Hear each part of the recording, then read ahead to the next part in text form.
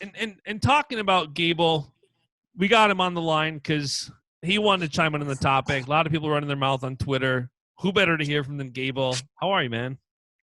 I'm doing good. How y'all doing? I'm doing good. I can't complain myself either.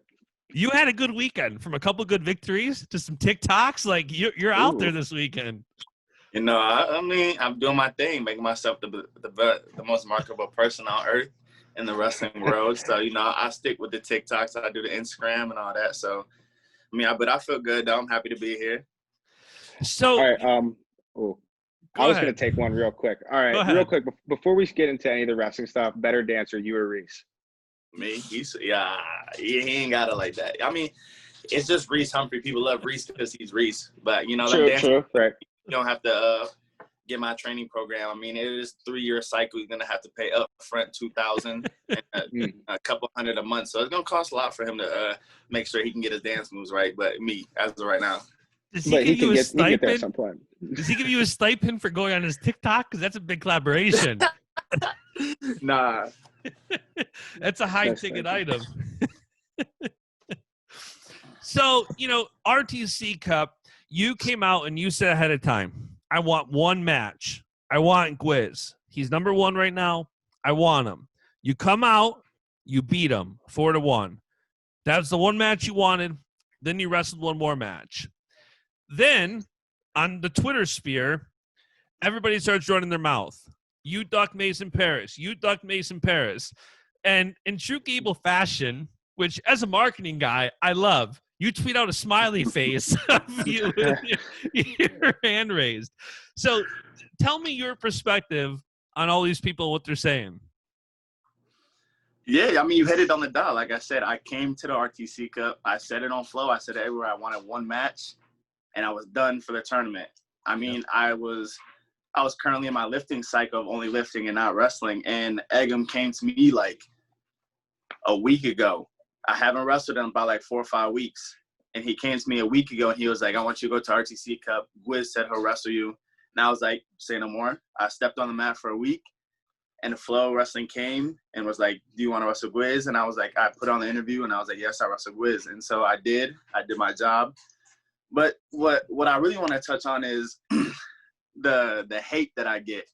I mean, you guys see it too. It's good hate, but I mean, I love the hate. Like, I love it. Like, it brings attention to the sport and to my name, and I do a good job of feeding back into it. But I don't give them the clout they deserve to use my name to get all the followers that they need. Yep. But what I really want to say is, think about this. I told you I want to win match. Gwiz had a warm-up match before me, which warm-up matches should help you get your lungs ready for a regularly scheduled match, like a premier match. CENZO's nodding. So hey, this is where I'm gonna come in. I'm gonna go right back to the hate. I told you.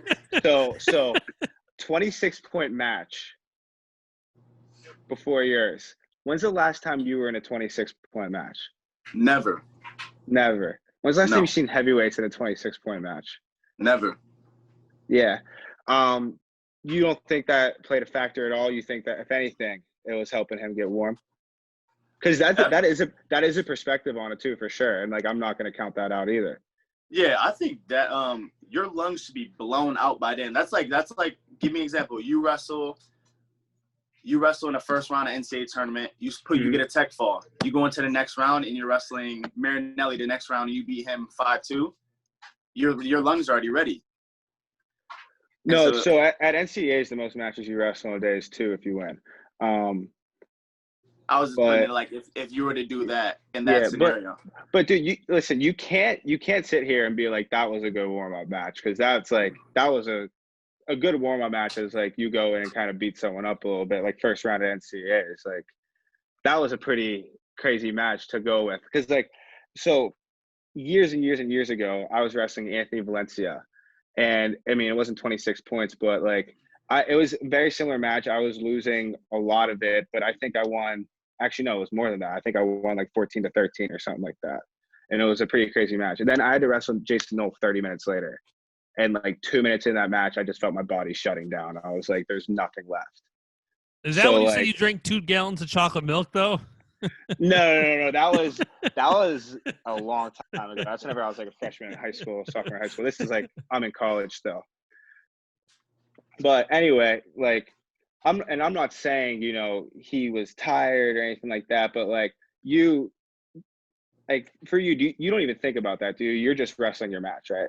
Yeah, I'm stressing my match. I mean, I don't even want to make this about me and Gwiz. Like, I want to make this about another topic.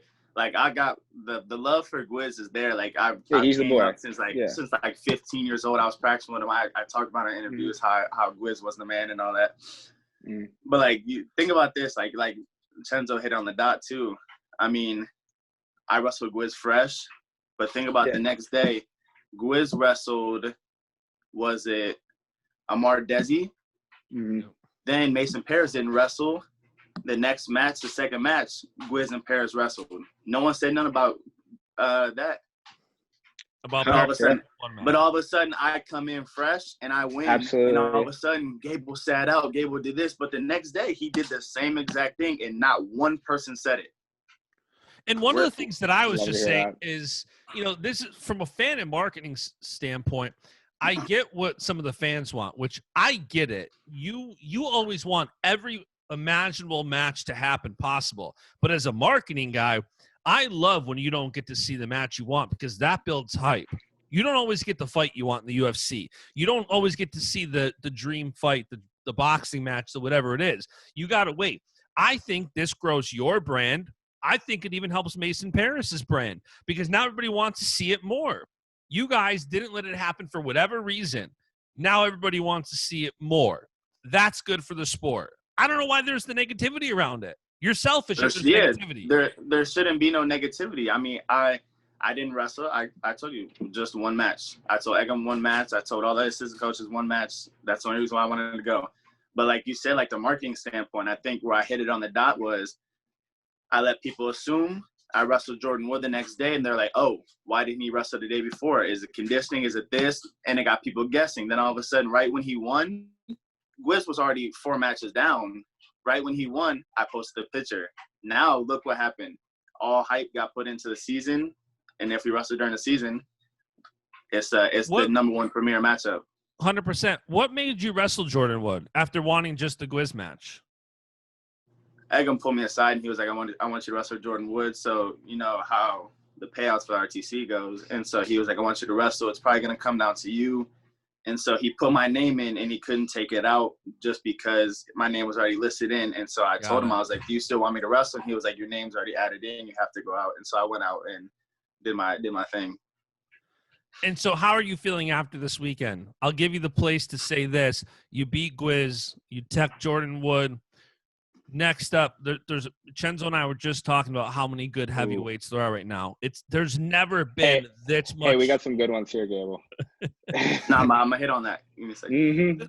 There's never been more heavyweight talent ever, I don't think. How are you feeling after this weekend in regards to the talent pool at heavyweight?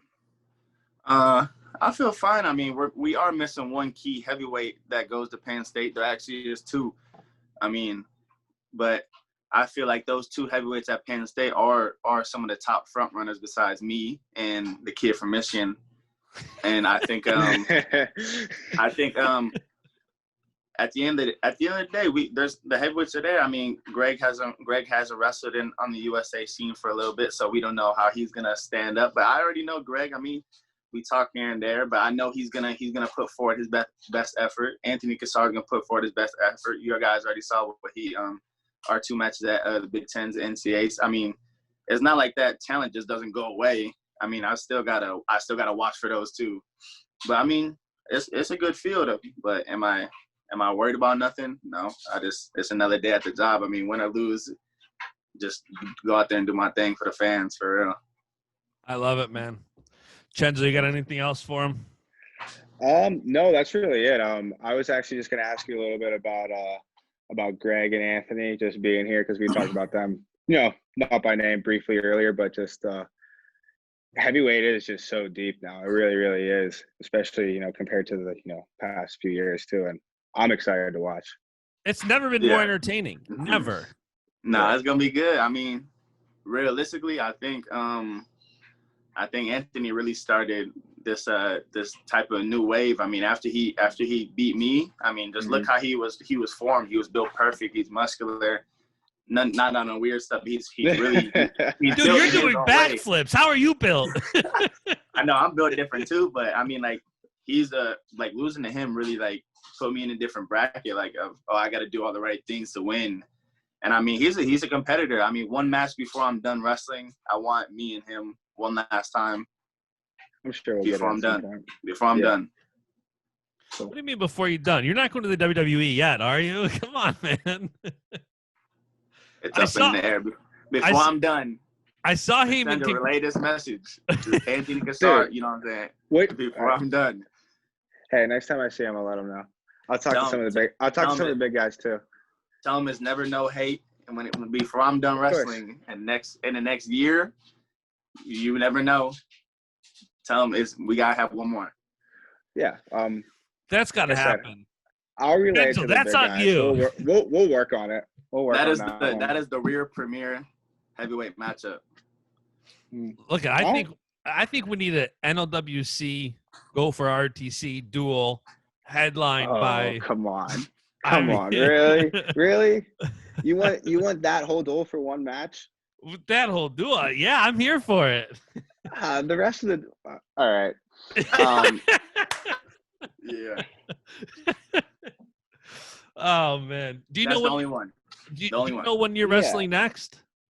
I'm just gonna wait till season starts. I mean, I hope we still have a season. I think it's January we're gonna start, but until then, probably not.